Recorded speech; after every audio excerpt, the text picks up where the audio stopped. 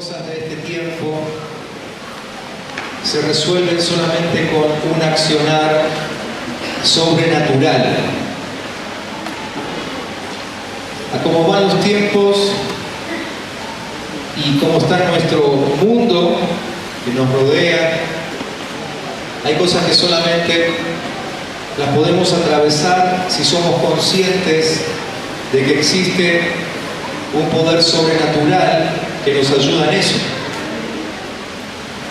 En estos tiempos de violencia, la verdad es que si nuestra paz no es una paz sobrenatural, esa de la que habla la Biblia, cuando dice que es una paz que sobrepasa todo entendimiento, si esa no es la paz que está en nuestro corazón, muy difícil nos va a hacer vivir en el mundo que nos está tocando ahora, ¿no? Y que aguantemos la presión.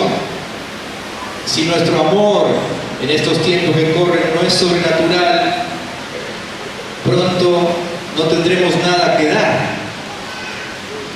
Si nuestra paciencia no es sobrenatural, nuestra resistencia pronto será quebrada. Así que hoy quisiera comenzar a compartir con ustedes algo que tiene que ver con esa cercanía a Dios, esa intimidad que trae una revelación de Él que va mucho más allá del simple conocimiento de su palabra y que nos permite entrar hasta su mismo trono para poder asirnos de aquellas cosas que el Señor preparó para que podamos atravesar estos tiempos. Tenemos que saber, o tenemos que recordar en todo caso, que el Evangelio del cual nosotros predicamos es un Evangelio sobrenatural de principio a fin. Y esa es la forma en la que hay que entender la Biblia. Tenemos que aprender a mirar la palabra de Dios con los ojos de Dios, porque si los mirásemos solamente con nuestros ojos, algunas cosas no solamente que no las entenderíamos, sino que además las rechazaríamos. Por ejemplo, en el primer libro de la Biblia leemos acerca de un hombre llamado Abraham que recibió un mandato de parte de Dios de sacrificar a su propio hijo.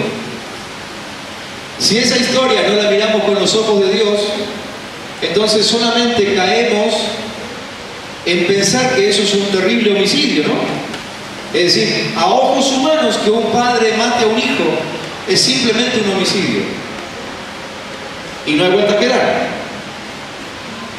Por eso historias como esa necesitamos mirarlas con ojos de Dios y con una visión sobrenatural. Si la Biblia la viéramos con ojos naturales, entonces quizás sería el libro más absurdo que existe. Porque imagínense, habla de un océano que se parte al medio, habla de una roca seca en medio del desierto de la cual fluye agua, habla de un hacha que flota, ¿sí? O sea, habla de pan que cae del cielo, habla de cuervos que alimentan profetas, ¿sí? Historias que si los vemos con ojos humanos, ¿no? son absurdas. Uno dice fantasía. Una moneda que sale de la boca de un pez para pagar los impuestos. O sea, está bárbaro, sería muy lindo, pero si no lo vemos con los ojos de Dios, simplemente es un absurdo. Por eso es que la Biblia la tenemos que entender con ojos de Dios y obviamente desde lo sobrenatural. Si no metemos el factor sobrenatural en el medio, la Biblia no la entendemos. Entonces necesitamos empezar a abrir nuestra cabeza para darnos cuenta de que en realidad lo sobrenatural es justamente lo que Dios quiere que vivamos. Y no solamente en este tiempo, sino que siempre quiso que sea así, para poder sobreponerse a lo natural que vivimos. El problema es que a partir de que aparece el pecado en medio de nosotros, perdimos la noción de lo sobrenatural. Generalmente cuando nosotros escuchamos o leemos la historia de Adán y cómo él fue expulsado de un huerto, nos quedamos con la idea de que Adán fue expulsado de un huerto. nada más que eso. Pero en realidad Adán no solamente fue expulsado de un huerto, sino que él fue expulsado de una dimensión. Una dimensión en la cual Dios quería que camine al 100% de su plenitud, al 100% de la capacidad con la que Dios lo había creado.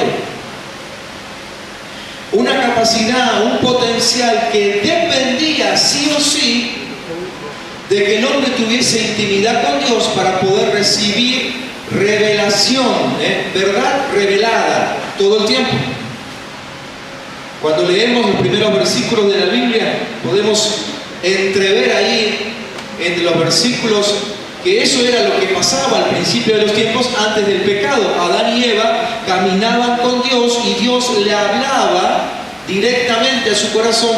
No había interrupción, no había obstáculo, es decir, la verdad de Dios se le revelaba a él al 100%. Pero cuando cae del huerto del Edén, ¿sí?, cae de esa posición de verdad revelada y queda encarcelado en los 5 sentidos naturales. ¿Sí? A partir de ahí, y encima se va deteriorando, porque a medida que venimos acercándonos a nuestro tiempo, perdemos cada vez más la posibilidad de una revelación directa de parte de Dios. Y los 5 sentidos naturales nos condicionan cada vez más, cada vez peor. Así que a partir de ese momento en que Adán es echado de una dimensión donde él caminaba con sobrenaturalidad, pudiendo literalmente dominar todo lo creado, a partir de ese momento los paradigmas de vida del hombre y de la mujer han cambiado. Y hoy necesitamos recuperar esos paradigmas originales para poder atravesar los tiempos violentos y difíciles que estamos viviendo. Tiempos complicados, tiempos incomprensibles en algún momento, ¿sí? Consideramos que cuando nosotros vinimos a la tierra, cuando nacimos aquí, ¿no?, éramos como una hoja en blanco, ¿no? Ni nombre teníamos.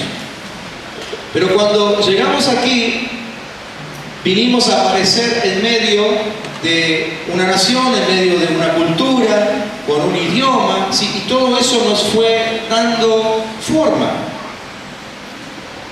Es decir, cada uno de ustedes tienen el nombre que tienen porque nacieron de este lado del mar. Si hubiesen nacido del otro lado, tendrían probablemente un nombre totalmente diferente y además raro y difícil de expresar. ¿Sí? Vieron que por ahí en Facebook aparecen algunos cuadritos donde uno puede traducir su nombre y cómo sonaría en japonés, por ejemplo, ¿no?, o en chino. ¿Sí? Bueno, algunos nombres quedan impronunciables directamente.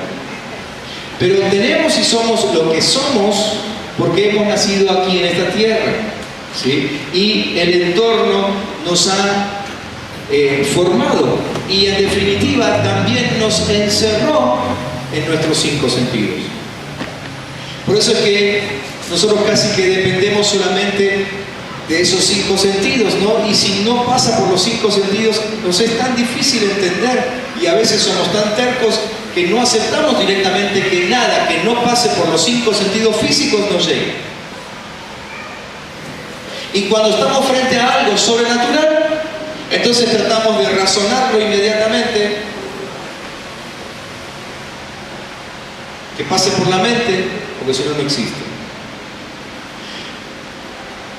Entonces aquí es cuando la venida de Cristo toma un significado tremendo que va mucho más allá de la simple salvación eterna, que es lo que nos han enseñado y nos enseñaron bien.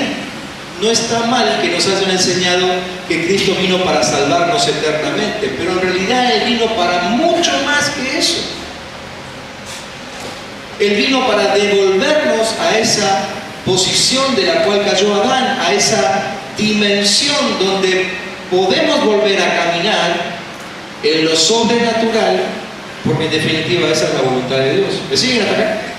¿Vamos bien?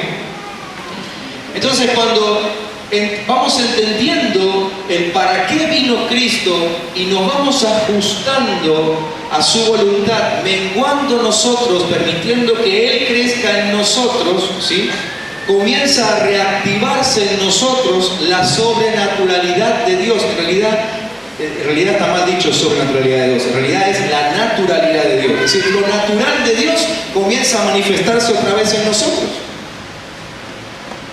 Y entonces nos damos cuenta que a medida que el Espíritu Santo nos va llenando más y más y más y más, y Cristo sigue creciendo dentro de nosotros y vamos madurando, llega el momento en que nosotros también podemos pararnos delante de un océano. Nuestros ojos físicos nos dicen que estamos delante de un océano, pero el Espíritu Santo dice: levanta tu vara y el océano se va a abrir. Y sucede. ¿Me entienden? Estamos entonces, creo yo,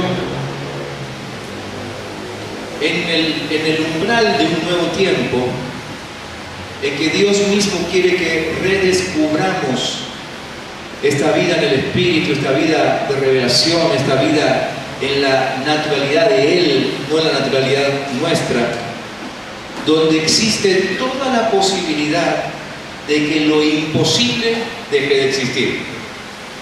Parece un juego de palabras, ¿no es cierto? Pero existe toda la posibilidad de que lo imposible deje de existir. Y que aún lleguemos al punto en que ya no hablemos más de algo imposible. Por supuesto que necesitamos acondicionar nuestro espíritu, nuestra alma, nuestro cuerpo, nuestra mente, nuestro corazón, todo esto, ¿no? Porque si hoy se me dice que yo podría hacer todo y que no había imposible para mí, y mi mente dispararía un montón de deseos que no tienen nada que ver con lo que Dios quiere, ¿no? Por eso es que quizás todavía no alcanzamos a que se realice lo imposible, porque nuestra mente tiene que ser cambiada primero y ajustarse a los deseos de Dios. Y cuando nuestra mente esté ajustada a la mente de Dios y solamente deseemos lo que Él desea para nosotros, entonces lo imposible pasa a ser absolutamente posible y desaparece lo imposible. La era que estamos a punto de entrar es una era donde no necesitaremos la vista natural para que algo se nos revele, sino que en la intimidad con Dios Él nos hablará y podremos ir definiendo paso a paso cada una de las situaciones que nos toca vivir en este mundo. La razón de por qué Jesús se tomó, ¿se acuerdan cuando Jesús resucitó antes de ascender al cielo? Dice la palabra que Él estuvo 40 días todavía conversando con sus discípulos. Pero hay algo notable en esos encuentros que tenía con sus discípulos, que Él aparecía y desaparecía. De pronto Él estaba hablando con ellos y ¡pum!, desaparecía. Y aparecía en otra sala, o de pronto ellos estaban por ahí comiendo, charlando de cualquier cosa, y Él se les aparecía en el medio, ¿no? Es como que Jesús durante los últimos 40 días de su estadía en la tierra les quiso acostumbrar a la vida sobrenatural. Quiso que ellos vayan entrando en esa dimensión que en definitiva era la dimensión que Él quería que sus discípulos vivan después. Por eso es que después podemos encontrar a un Pedro, por ejemplo, que caminaba por la calle y su sombra sanaba a los enfermos que estaban sentados en la vereda. Es decir, ellos fueron entrando en esa naturalidad de Dios. Por eso podemos encontrar a un apóstol Pablo viajando por el mar, donde les agarra una terrible tempestad, pero él ora a Dios y nadie se muere. Así todo se baja del barco, se le prende una serpiente de la mano, pero él la sacude y no pasa nada. Es decir, el apóstol Pablo ya estaba viviendo en esa sobrenaturalidad, ¿sí? ¿Todo con qué fin? Con el fin de que Dios sea glorificado, con el fin de que su reino sea extendido. Si somos capaces de alinear nuestra mente y nuestro corazón a los deseos de Dios, Dios está más que dispuesto en abrir sobre nosotros un tiempo de sobrenaturalidad.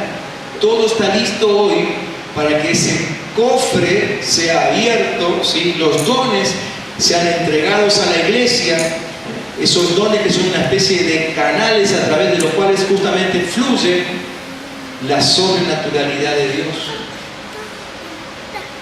Hoy necesitamos esos dones entre nosotros, porque necesitamos que Dios se manifieste de esa forma, ¿no? Entonces, el mundo que se nos está presentando hoy no es un mundo que se pueda enfrentar por habilidades humanas. Y no quiero decir que las habilidades humanas no sean buenas, en definitiva también vienen de Dios. Pero la verdad que las habilidades que hemos trabajado hasta ahora, y creo que muchos nos estamos dando cuenta de eso, ya no nos están sirviendo para el tiempo en el que vivimos, ¿no? Porque por más seguridad que nosotros querramos planificar, la inseguridad nos toca en algún momento. Por más conocimiento que tengamos hoy de la salud y de la enfermedad, nos enfermamos cada vez más. A pesar de los tremendos procesos, grandes libros que se han escrito sobre psicología, psiquiatría, hoy la gente está más loca que nunca. Entonces, evidentemente, las habilidades naturales no están alcanzando para sobrevivir en este mundo que nos toca.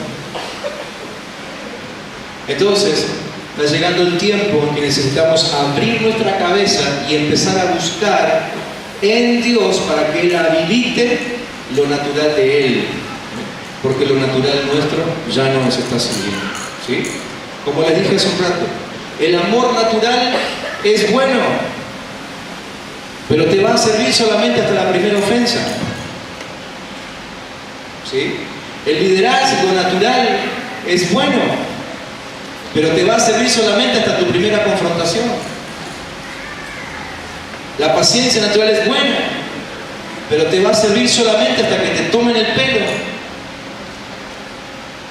Y entonces empezamos a perder todo lo natural que tenemos. Y ahí es cuando empiezan los problemas, ¿no? Y nos vemos en grandes líos, ¿sí?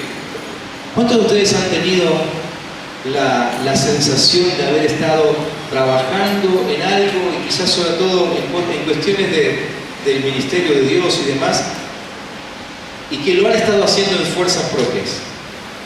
¿Han tenido esa sensación a veces de que han hecho cosas en su propia fuerza, de que Dios no los acompañaba, de que Dios no estaba con ustedes? ¿Les ha pasado eso en algún momento? Como que Dios los abandonó, ¿sí?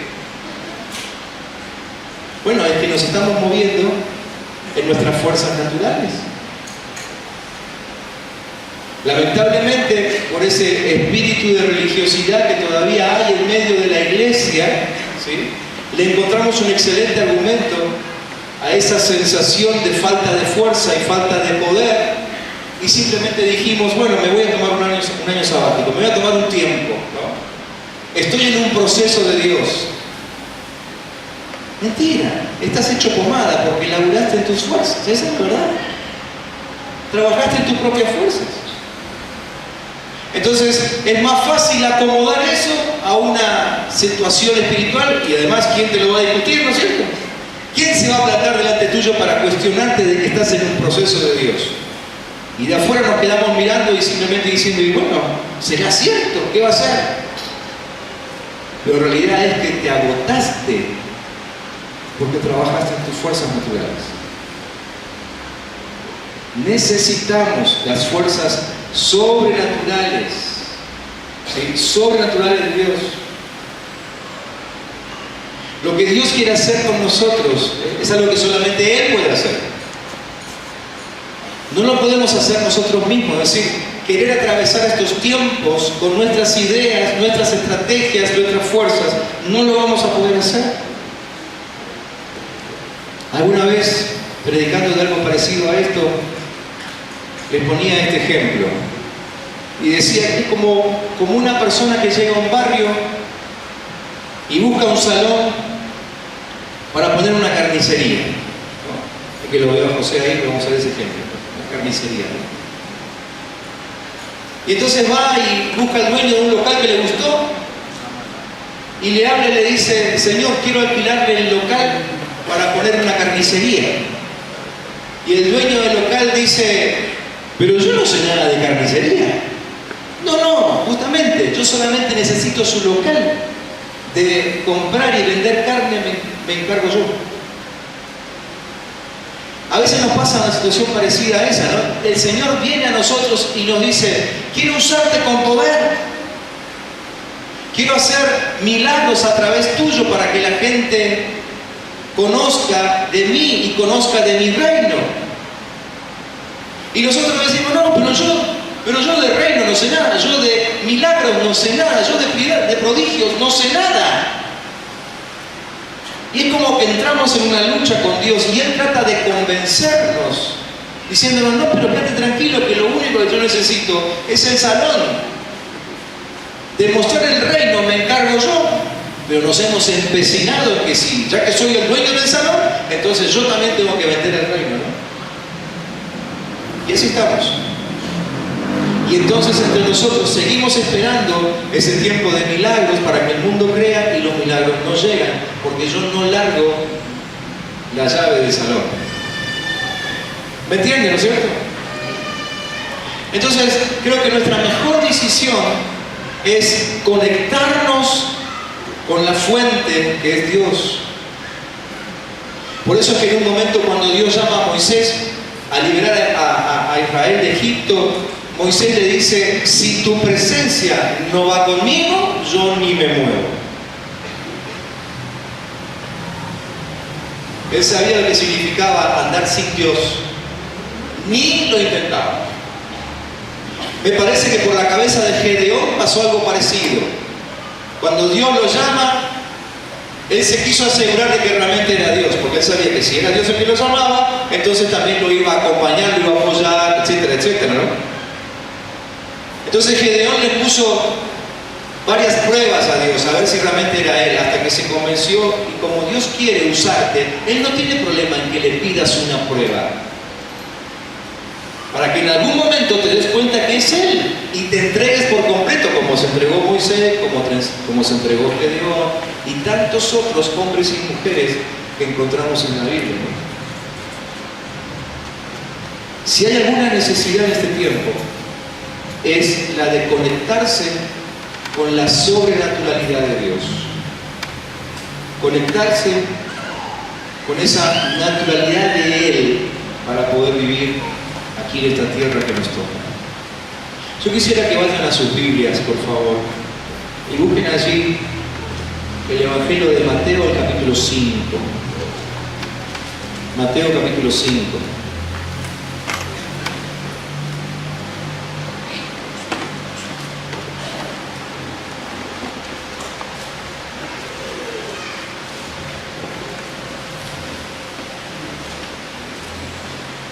Allí en Mateo capítulo 5, y en realidad el 6 y el 7 también, encontramos un sermón, un mensaje, una enseñanza de Jesús, que es conocida como el sermón del monte, de la montaña, ¿no?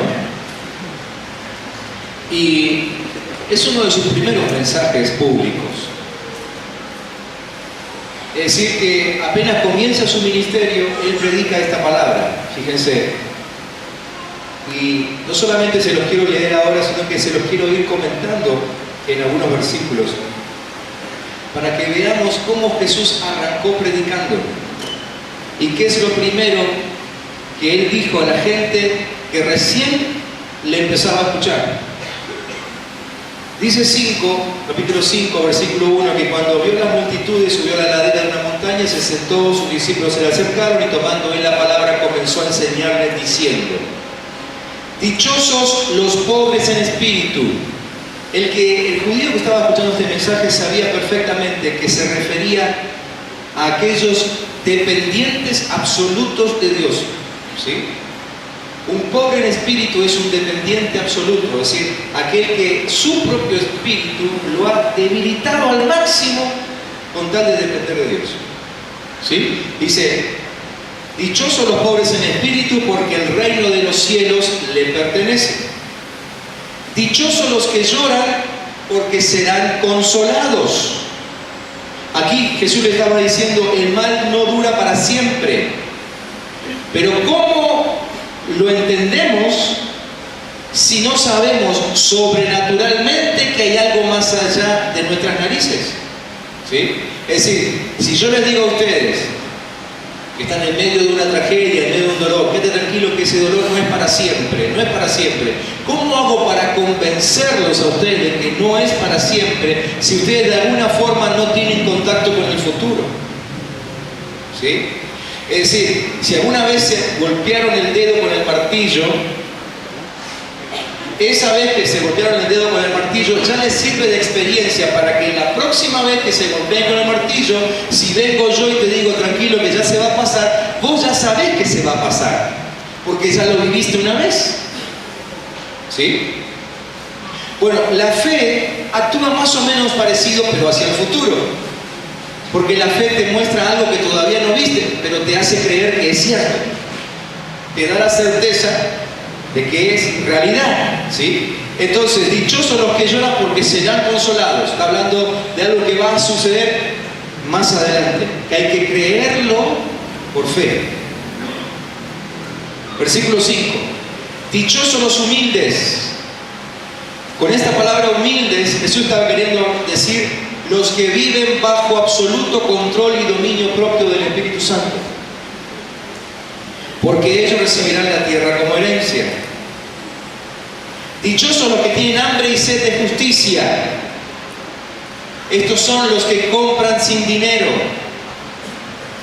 porque ellos serán saciados, ¿sí? Dichosos los que tienen hambre y sed de justicia. Hoy es muy común que entre nosotros digamos, acá no hay justicia excepto que tengas plata, ¿no es cierto? Cuando tenés plata parece que hay justicia. Bueno, en este texto Jesús está diciendo, dichosos los que tienen hambre y sed de justicia. No pueden comprarla con plata, pero el recurso viene del cielo. A ver, espero que puedan ir atando cabos de lo que les estoy diciendo en cada uno de los comentarios, y si no al final se lo digo yo. Estoy tratando de que crezcan en su imaginación. Versículo 9. Dichosos los que trabajan por la paz, es decir, gente no divisiva, con espíritu reconciliador. Pero ¿cómo lo logramos en un país donde la división es la marca registrada del mismísimo gobierno? Dichosos los perseguidos por causa de la justicia. Perseguidos por causa de la justicia, que no es lo mismo que perseguidos por la justicia, ¿no es cierto? Estos son perseguidos a causa de hacer lo recto, a causa de ser justos, por eso son perseguidos. ¿Cómo soportás que te persigan cuando no hiciste nada si no estás dotado sobrenaturalmente? Porque el reino de los cielos les pertenece, dice Jesús. Dichosos serán ustedes cuando por mi causa la gente los insulte, los persiga y levante contra ustedes toda clase de calumnias. Alégrense y llénense de júbilo, porque les espera una gran recompensa en el cielo. Así también persiguieron a los profetas que los precedieron a ustedes. A ver si ahora nos podemos poner de acuerdo en esto. Cada frase que Jesús soltó tiene una connotación sobrenatural. Y les está hablando a gente que le escucha por primera vez, porque uno diría, bueno, pero de lo sobrenatural vamos a hablarle a alguien que ya está crecido, a alguien que ya hizo varios años de discipulado. No, Jesús tenía ahí en ese momento un primer contacto con muchos de ellos, porque solamente habían oído hablar de él, de un milagro que había hecho en un casamiento por ahí, ¿no? Y alguna otra cosita, y se acercaron para escucharle, porque era común escuchar a los maestros de la época. Así que con la mayoría de la gente Jesús estaba teniendo un primer contacto, y en el primer contacto les está diciendo, si ustedes no viven sobrenaturalmente, están en el horno. Así comenzó Jesús con su predicación. Jesús plantea como necesario para seguirle y ser usado por él una capacidad sobrenatural. El que no tiene capacidad sobrenatural no puede ser su discípulo, porque en algún momento del camino se planta, se queda, se frustra, se muere. Entonces, como yo sé que le estoy hablando a una iglesia que quiere crecer en el Señor cada día, ¿sí? Amén. Amén. A una iglesia que quiere madurar en Él, que quiere conocerle más, ¿sí? Amén. Amén. Que quiere ser usado por Él, ¿sí? Amén. Entonces necesito decirle que se demanda una capacidad sobrenatural. Y eso viene solamente cuando tenemos una intimidad extrema con nuestro Señor. Es imprescindible que entendamos que hay una vida sobrenatural que Dios desea que vivamos. De otra forma es imposible enfrentar la vida. No se puede. Aquí tengo que decirte, cortito nada más, solamente para que lo anotes por ahí, pero lo vamos a hablar más adelante en algún otro mensaje pronto, ¿sí? Pero tengo que decirte que hay un espíritu bien específico que se opone a lo sobrenatural de Dios en la iglesia. Se opone, ¿sí? Porque claro, al infierno no le conviene que vos descubras esta vida sobrenatural. Porque el infierno sabe que si descubrís que a través de una intimidad extrema con Dios, todas las cosas se te hacen posibles, instantáneamente el infierno comienza a perder poder.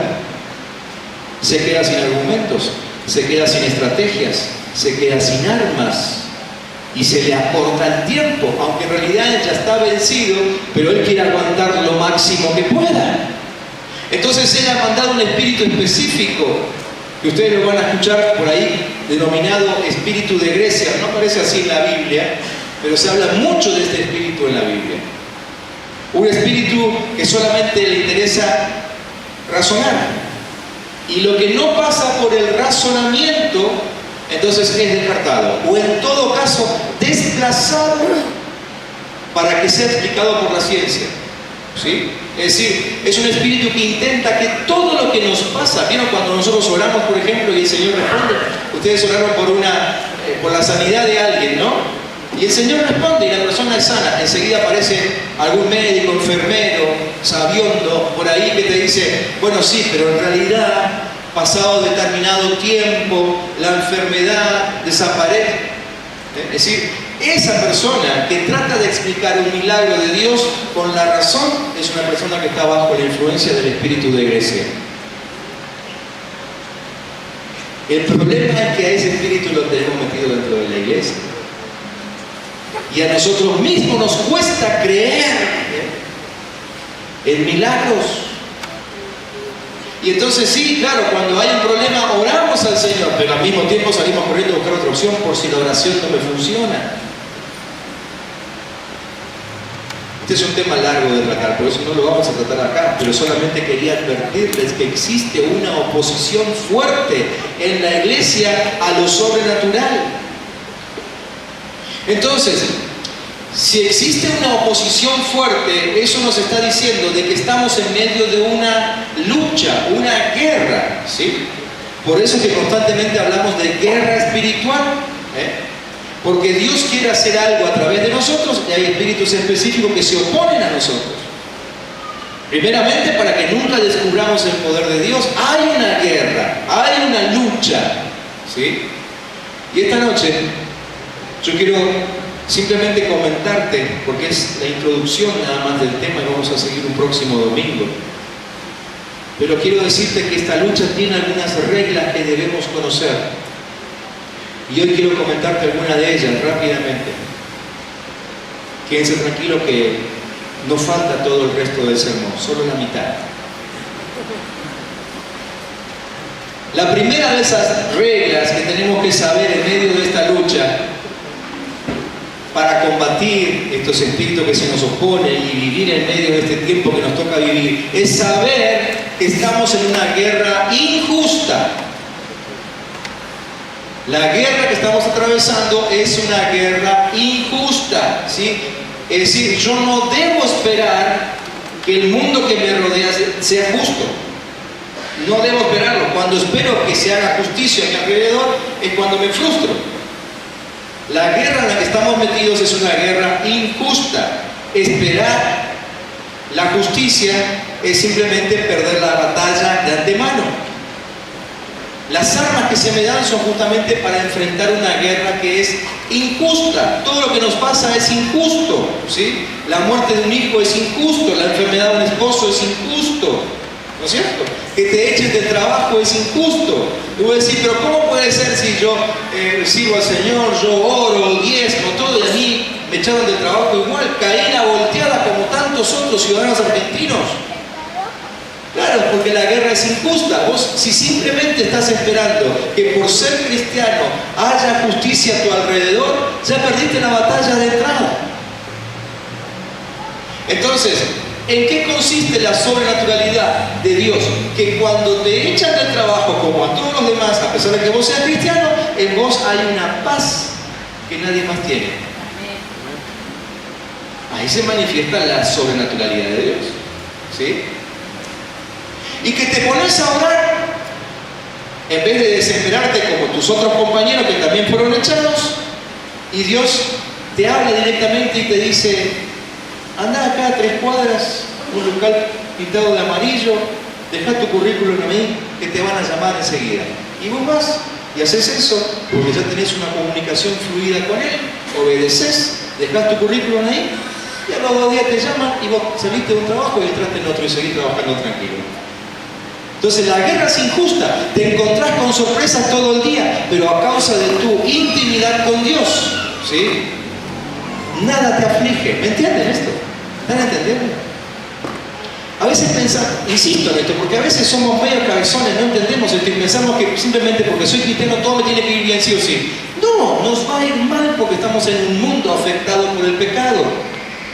Pero si nuestra intimidad con Dios es bien fluida, Dios no nos deja, Dios no nos abandona. Siempre hay una palabra que nos levanta y nos vuelve a posicionar. Y les aseguro que cada vez mejor. Porque si te echaron de un trabajo, Dios te pone en uno que es mejor todavía. ¿O no? ¿Lo han vivido? ¿Sí? No es justo. A veces querés ayudar a alguien, ¿no? Y te clava un cuchillo por la espalda. Y vos decís, pero no es justo, yo solamente quería ayudar y mira lo que me hizo, me traicionó. Exactamente, no es justo. La guerra que nos toca atravesar en este tiempo es una guerra injusta, ¿sí?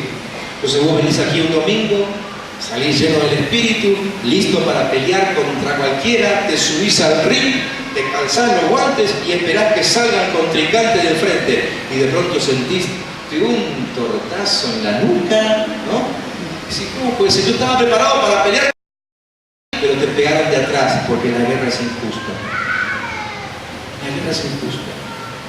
Primera regla que tenemos que saber si queremos vivir una vida de sobrenaturalidad, que la guerra que estamos viviendo es injusta, ¿sí?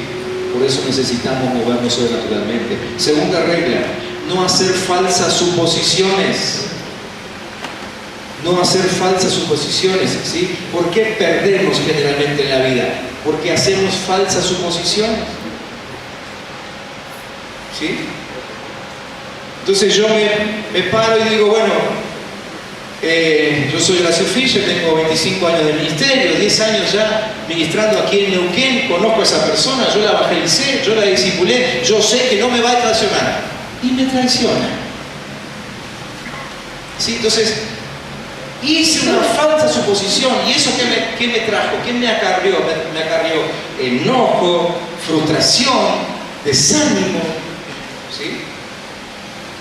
Entonces nunca debo hacer falsas suposiciones. Escuchen lo que les voy a decir ahora. Escuchen y después lo anotan. Tu pasado no te puede proteger. Podés ser la mejor persona y debieras mantenerte así, siendo la mejor persona, ¿no es cierto? Pero podés ser la mejor persona y aún así te meten en cana. Ni a Jesús le sirvió el haber sido una buena persona toda su vida. El pasado de Jesús no le sirvió frente a aquellos que lo querían crucificar. Nunca le pudieron encontrar un solo pecado. Jamás cayó en ninguna de sus trampas. No había forma de encontrarle algo por donde agarrarlo. Y así todos lo llevaron para la cruz. Guerra injusta. No debemos hacer falsas suposiciones. ¿Me entienden? ¿Sí? Tercera regla.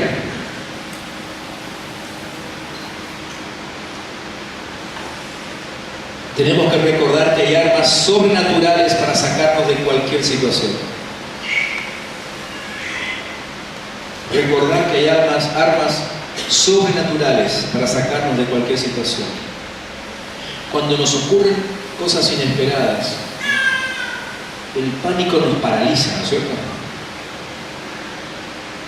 ¿Sabían ustedes que leemos en algunos párrafos de la historia universal que se encontraron ejércitos enteros, todos armados, pero cuyas armas nunca fueron utilizadas, todos muertos obviamente, ¿no? Porque el pánico, el miedo, los paralizó de tal forma que nunca alcanzaron a tirar ni un tiro. ¿Sí? Eso es lo que hace el pánico trae depresión. Entonces, cuando somos víctimas de la crítica, nunca tenemos que pensar que eso no nos va a hundir. La crítica sí nos puede hundir. Sí nos puede hundir. Aún la historia de la iglesia está llena de testimonios de personas que con toda su cristiandad se hundieron bajo la crítica, no lo pudieron soportar, Es ahí cuando tenemos que recordar esto, que si no nos valemos de recursos sobrenaturales de Dios, no hay forma de soportar esta guerra, ni la crítica, ni la maldad, ni el juicio, que a veces entre hermanos inclusive levantamos el uno contra el otro. Si no es con sobrenaturalidad, no se soporta. Y la cuarta regla, última, es quitarnos la máscara social. Quitarnos la máscara social. Cuando hablo de máscara social me refiero a cuando construimos un personaje. Muy ligado a todo esto otra vez al espíritu de religiosidad, ¿no? Porque como voy a una iglesia, me congrego, oro, yo supongo que todo el mundo debería verme bien siempre. Entonces construyo un personaje y cuando alguien se acerca a mí y me pregunta, ¿cómo andas? Bárbaro, todo bien, perfecto, de victoria en victoria, de gloria en gloria, ¿no? Pero por dentro estás hecho pomada porque, ¿sí? Por esas situaciones en tu casa, tu familia, en el trabajo, en la calle, qué sé yo. ¿No es cierto? Pero tenemos ahí una máscara, ¿sí?, que hace que la persona que se nos acercó, quizá aún con la intención de ayudarnos, se va. Porque dice, bueno, bárbaro, me alegro entonces. ¿No te han dicho así? Dice, me alegro, que sigas bien, te dice. Y vos por dentro decís, estoy hecho como... Quédate un ratito más, por favor. Pero se va, porque vos le dijiste que estaba bien y se fue. Nos ponemos esa careta como si tuviésemos que mostrarnos siempre perfectos. Y lo que el Señor quiere es que nuestro corazón esté abierto y nos demos a conocer cómo estamos. No sé cuántos de ustedes tienen la oportunidad de leer la historia, o libro, mejor dicho, del Cid Campeador. ¿Algunos leyeron el Cid Campeador por ahí? Sí, algunos quizás, algún estudiante de literatura, alguno que le gusta ese tipo de libros, bueno, hay algunos. ¿Sí? Quizás se van a acordar del rey Rodrigo. El rey Rodrigo se muere en un momento de la historia, no la quiero hacer larga, ¿no? Pero como era un personaje público, todo el mundo lo admiraba y además era el rey, en medio de la lucha tenía que estar el rey. ¿Cómo no va a estar el rey? Entonces, ¿qué hicieron los más allegados? Muerto y todo, le pusieron la armadura, lo montaron sobre su caballo y lo ataron con una estaca y soltaron el caballo en medio de la lucha. Y entonces el ejército que estaba luchando cada tanto miraba por ahí, veían al rey Rodrigo y seguían. Ella estaba muerta hacía rato. Entonces muchas veces somos como ese rey Rodrigo, ¿no es cierto? Que como todo el mundo sabe que soy cristiano, entonces se supone que tengo que estar bien. Y saco mi armadura de cristiano, pero por dentro solamente hay muerte, frustración, ¿no? Entonces, esta cuarta regla es muy importante. ¿Por qué? Porque la vida de sobrenaturalidad de la que estamos hablando es una vida que se manifiesta en el cuerpo. ¿Qué significa eso? Que Dios va a usar a alguien del cuerpo para levantarte.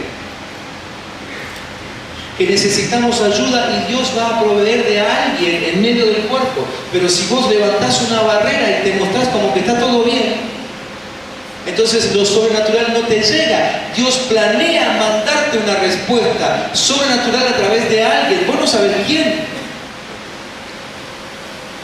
Pero si estás con las barreras altas, con las persianas cerradas, probablemente la ayuda nunca te llegue. ¿Me entiendes? Entonces esto de entender la vida sobrenatural de Dios tiene que hacer dos cosas con nosotros. Primero, habilitar una intimidad perfecta con Dios y que a través de ese canal baje su revelación. De eso vamos a hablar en otros domingos. Pero además también entender que el cuerpo que me rodea, ¿sí?, tiene que llegar a ser un cuerpo tan confiable para mí como para que a través de este cuerpo se manifieste eso sobrenatural. Alguien dijo alguna vez que la forma en que tú ves el problema, ese es el problema. La forma en que tú ves el problema, ese es el problema. Por eso es que necesitamos empezar a ver la vida con los ojos de Dios. Empezar a ver la vida según Él nos la muestre. Y si nunca me acerco a Él, si nunca le pregunto acerca de su opinión con respecto a tal o cual cosa, ¿cómo me entero de cómo ve Él el asunto? ¿Cómo me entero de cómo ve Él el trabajo en el que estoy, que yo me quiero ir, que estoy cansado, que esto, que lo otro? ¿Cómo ve Él mi familia? Si yo tengo mis formas de resolver mis asuntos, que generalmente no dan resultado, ¿no? Pero yo, como soy terco, sigo adelante. Pero si en algún momento de la vida pudiésemos pararnos y decir, bueno, a partir de hoy yo no muevo un solo dedo sin preguntarle al Señor, y habilito un canal de intimidad con Él, y empieza a bajar la revelación, ¿sí? Entonces empezamos a ver cada problema, pero desde los ojos de Dios, no desde los nuestros. ¿Sí? ¿Me entienden? Hay un actor, psiquiatra, judío, austríaco, ya fallecido en los años 90, pero él atravesó muchos años de su vida en un campo de concentración nazi, justamente por ser judío, ¿no? Y en ese campo de concentración él vio cómo mataban a sus padres, cómo mataban a sus hijos, cómo violaban delante de él a su esposa y luego la mataban también. Es decir, él se quedó absolutamente solo. Viktor Frankl, ¿sí? También han leído algo de él seguramente. Se quedó totalmente solo, perdió todo lo que pudiese tener en este mundo, y él escribió, después de toda esa experiencia, en un libro muy recomendable que se llama El hombre en busca de sentido. Él cuenta cómo los alemanes le controlaban hasta la respiración, pero fíjense lo que él escribe en uno de sus párrafos. Él dice: descubrí dos cosas. Primero, no importa lo que te hicieran, no podían controlar la actitud frente a los hechos, ¿sí? Así que siempre estoy en control de mi actitud.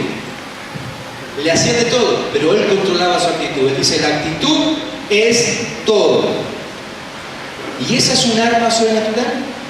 Nuestra actitud con Dios es un arma sobrenatural. Cuando yo sé que Dios está en control de todo, entonces yo no necesito afligirme, no necesito preocuparme, aún en medio del mayor dolor físico, pero sé que Dios no perdió el control, ¿sí? Hoy por hoy es muy común que la gente mira a su alrededor y dice: estoy perdido. Mira el mundo que me rodea, mira la situación en la que vivo, estoy perdido. Pero el dónde estoy nunca define el dónde voy. A ver, decirlo conmigo.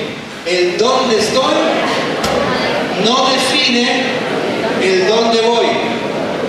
Siempre y cuando tengas la actitud correcta, el dónde estoy no define el dónde voy. Este hombre estaba en el peor de los pozos, pero no definió a dónde él iba a llegar. Cuando salió de ahí, se transformó en un psiquiatra, escritor de los más famosos que han existido en los años pasados. La segunda cosa que descubrió Viktor Frankl fue que el problema solo adquiere las características que yo le asigne. El problema solo adquiere las características que yo le asigne. Es decir, si yo creo que el problema es grande, es grande. Si yo creo que el problema es muy grande, es muy grande. Pero si yo creo que el problema tiene solución, tiene solución. ¿Eh? Entonces me planto y digo, pensando y llevando todo esto al campo de la sobrenaturalidad de Dios, ¿no? Dios ya tiene que haber visto mi situación. Lo que yo estoy atravesando hoy, obviamente que a Él no le agarró de sorpresa. Si yo hoy le preguntara cómo resolverlo, no creo que Dios me diga, déjame pensar un cachito porque la verdad que esta no me la esperaba. No, eso Dios no lo diría jamás. Entonces, si Dios ya tiene la respuesta, ¿para qué me voy a preocupar? Me duele, estoy sufriendo hoy, pero donde estoy hoy no define el a dónde voy de la mano de Dios. ¿Amén? La actitud lo define todo. Entendemos ahora por qué nos conviene sumergirnos en la vida sobrenatural de Dios. Entendemos por qué necesitamos habilitar un canal, una vía de comunicación íntima que permita que el Señor nos hable acerca de los tiempos que estamos viviendo, los tiempos que corren. ¿Cuántos pueden entender esto? ¿Cuántos se dan cuenta que es vital esa intimidad extrema con Dios? ¿Están entendiendo? No sé cuántos de nosotros ya estamos viviendo esa intimidad extrema, a tal punto de que nuestras situaciones literalmente sean gobernadas. Pero yo quisiera proponerles que esta noche nos pongamos como meta, que nos pongamos como motivo de oración de toda la iglesia, el que nos metamos todos juntos en esa dimensión sobrenatural de Dios para que Él nos pueda usar como Él quiera. ¿Qué les parece? ¿Les parece? ¿Estamos de acuerdo en esto? ¿Por qué no cierran sus ojos y empezamos primero dándonos cuenta, entendiendo y reconociendo que todavía no hemos ingresado a un tiempo de sobrenaturalidad de Dios, pero que lo necesitamos? Lo necesitamos. ¿Qué tal si todos ahora nos ponemos a orar diciendo, Señor, yo necesito tu revelación? Yo necesito que se abra ese canal de comunicación con vos, porque hay tantas cosas que no entiendo. Hay tantas cosas que hoy las sufro porque no las sé resolver. Hay tantas situaciones que me agobian y ahora me estoy dando cuenta que tú siempre tuviste la respuesta. Que en realidad siempre había una palabra tuya. Aún antes de que entre en esta situación ya tenías una palabra, pero yo seguí de largo, no te escuché, no presté atención, no te pregunté.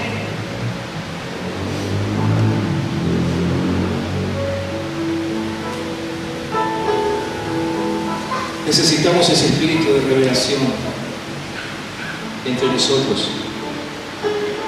Pero antes necesitamos pedir perdón por nuestra terquedad.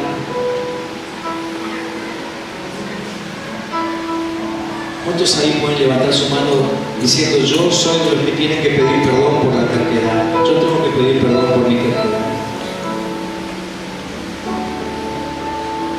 Necesitamos pedir perdón porque queremos razonar todo. ¿Cuántos ahí dicen, yo necesito pedir perdón porque siempre lo quiero razonar todo?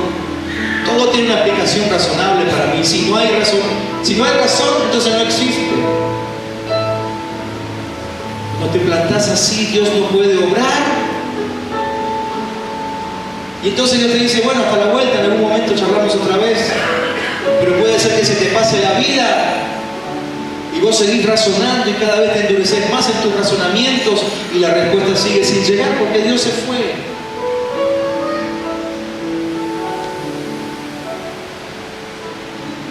Yo quisiera sugerirte que te pongas a orar ahora mismo pidiendo a Dios esa revelación, pidiéndole a Dios ese espíritu que te haga conocerle en profundidad, dejando de lado el razonamiento,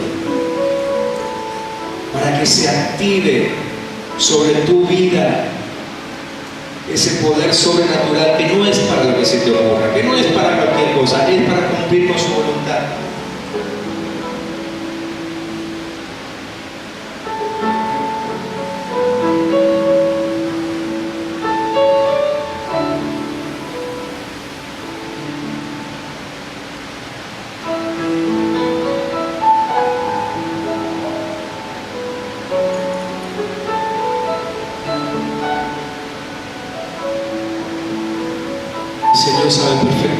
que has estado viviendo y sufriendo.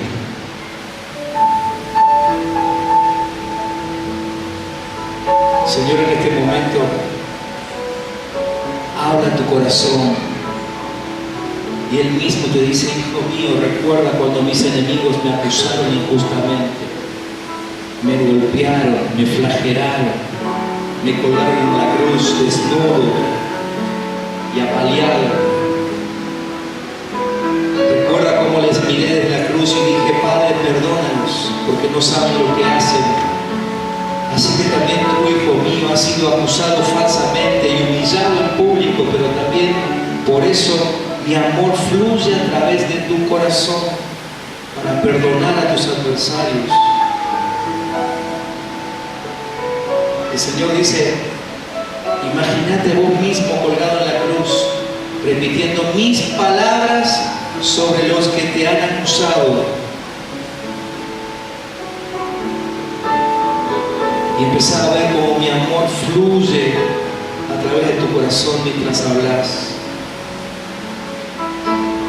En esto consiste la sobrenaturalidad, en que ya no vivo yo, sino que vive Cristo en mí.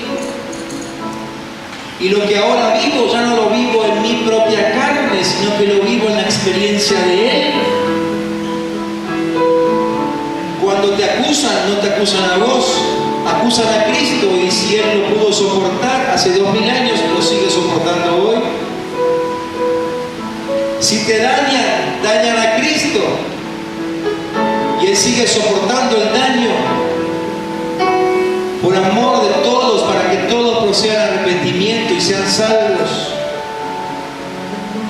Si te abandonan, lo abandonan a Cristo, como lo hicieron hasta sus propios discípulos hace 2000 años.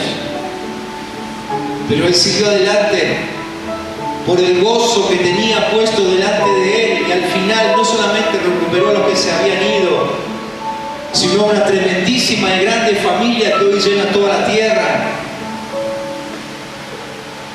Te das cuenta que no hay forma de soportar las situaciones y circunstancias de la vida si no es a través de Cristo viviendo en nosotros. Eso es la naturalidad de Dios. Así es como Dios quiere que lleves tu vida adelante.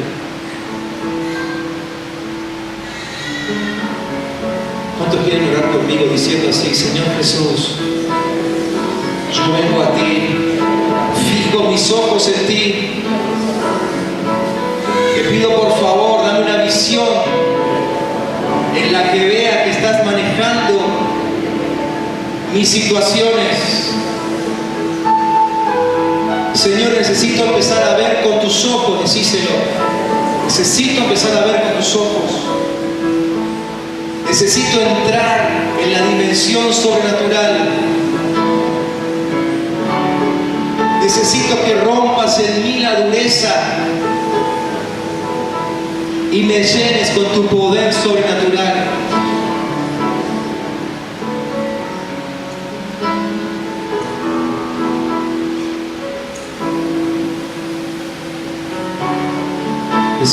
Decirle gracias, Señor, porque ese asombroso poder está disponible para mí. Yo lo quiero. Te quiero servir con todo mi corazón. Te quiero honrar, pero necesito aprender a vivir sobrenaturalmente.